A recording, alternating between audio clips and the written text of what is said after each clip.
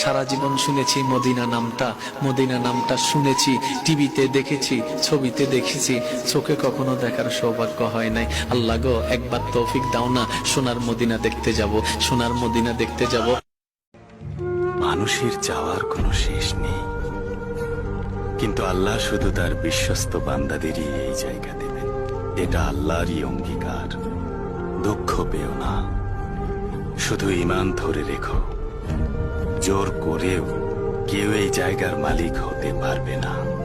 যদি কেউ লড়াই করে সেই জায়গা দখলও করে, তাহলে সে শুধুমাত্র দখলদার হতে পারবে, আর কিছু না। যারা এরকম কঠিন সময়েও নিজেদের রিপুকে দমন করতে পারে, জয় তাদেরই হয়। যে যত বেশি